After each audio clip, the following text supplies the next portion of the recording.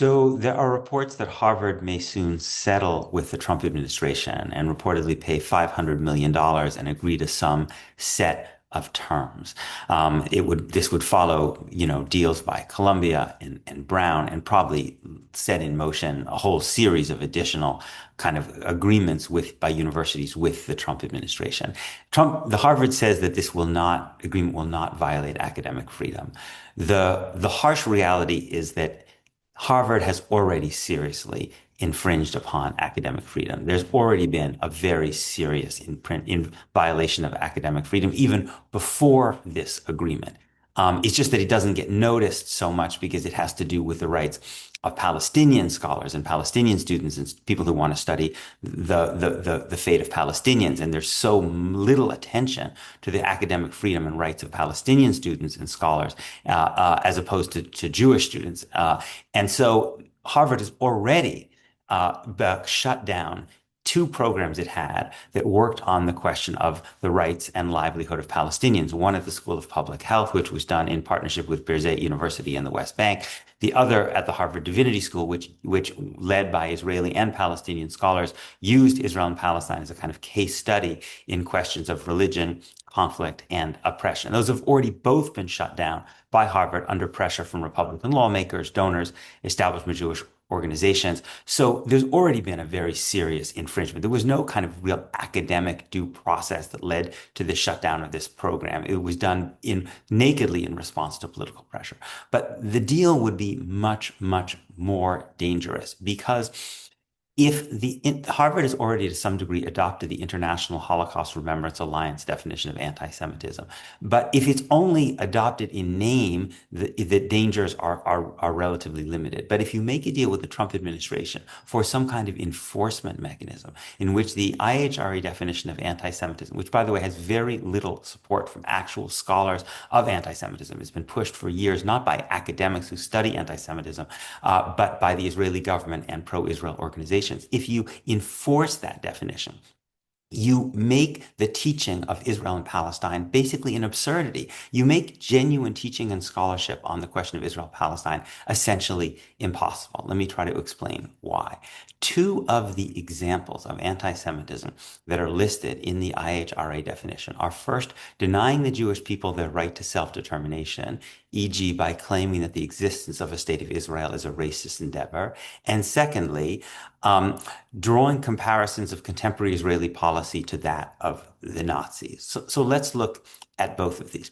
First of all, the language denying the Jewish people their right to self-determination is itself profoundly dishonest, right? Because Israel is not simply an exercise in Jewish self-determination. Self-determination is determination of the self. What Israel is doing is that it is controlling the lives of millions of Palestinians, another people who lack individual and collective rights. So that is not self-determination when you are controlling and denying basic rights to members of another people, right?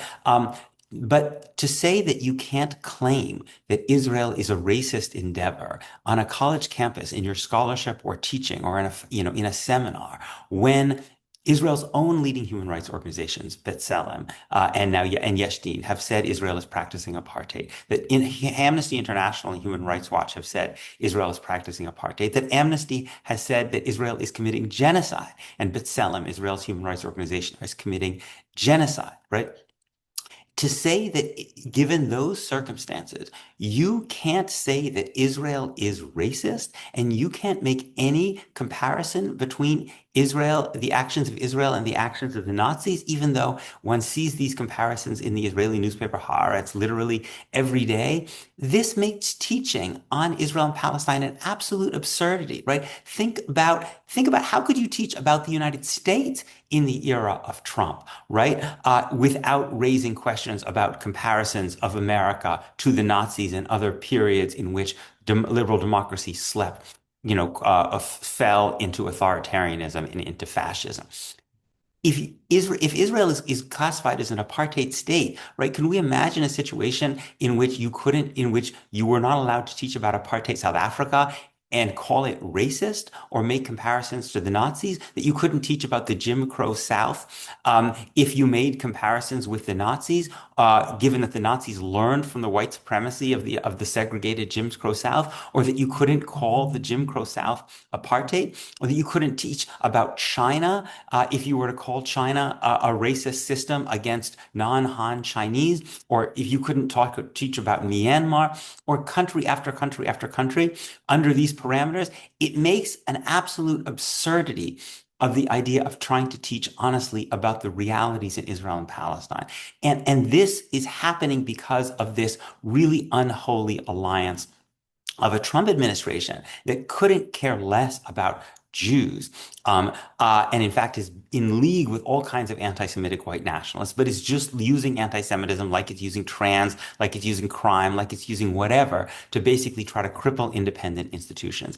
And a set of establishment American Jewish actors, organizations, and also individual donors and others who basically are desperate to try to prevent an open conversation in the United States about what's actually happening on the ground to Palestinians. And this is a very good way of doing that, because you literally make it impossible to actually think about Israel in a comparative context, and you make it impossible to ask fundamental questions about the moral legitimacy of an enterprise, even though the moral legitimacy of the enterprise has been questioned profoundly by the world's leading human rights organizations and Israel's leading human rights organizations and many, many scholars around the world. But those scholars literally now could not do that work at Harvard University, the most famous, prestigious university in America, if the IHRA definition of anti-Semitism is enforced as part of a deal with the Trump administration. These are the stakes. This is the threat.